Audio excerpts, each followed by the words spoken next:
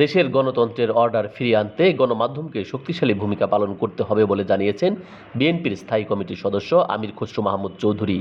এ সময় তিনি রাজনৈতিক সংস্কৃতি পরিবর্তন না হলে হাজারো সংস্কারে লাভ নেই বলেও উল্লেখ করেন। মঙ্গলবার বিকেলে চট্টগ্রাম ক্লাব মিলনায়তনে অনুষ্ঠিত চট্টগ্রাম প্রেস ক্লাব ও চট্টগ্রাম মেট্রোপলিটন সাংবাদিক ইউনিয়ন এর রমজান উপলক্ষে দোয়া ও ইফতার মাহফিলে প্রধান অতিথির বক্তব্যে আমির খসরু মাহমুদ চৌধুরী এ মন্তব্য করেন।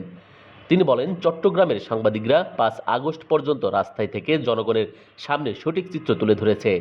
তাই আগামী দিনগুলোতে গণতন্ত্রের যে সংগ্রাম চলছে সেটিকে সফল করার জন্য এবং জনগণের মালিকানা নির্বাচিত সরকার প্রতিষ্ঠার লক্ষ্যে সাংবাদিকদের সকলের ভূমিকা অত্যন্ত গুরুত্বপূর্ণ। গণমাধ্যমকে প্রভাবিত করার চেষ্টা করা হচ্ছে উল্লেখ করে তিনি বলেন, গণমাধ্যমে সকলকে সাবধানে থাকতে হবে। জনগণের গণতান্ত্রিক অধিকার ফেরাতে গণমাধ্যমকে শক্তিশালী ভূমিকা পালন করতে হবে।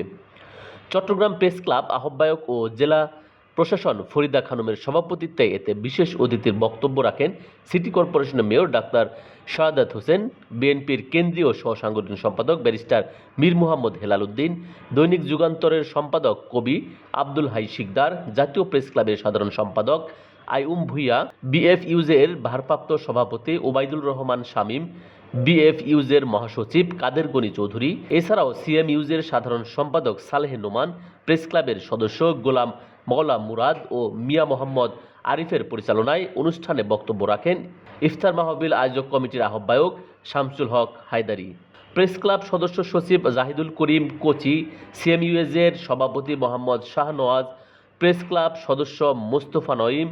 অনুষ্ঠানে বিভাগীয় commissioner, CMP commissioner, CDA chairman সহ বিভিন্ন গুরুত্বপূর্ণ ব্যক্তিরা উপস্থিত ছিলেন।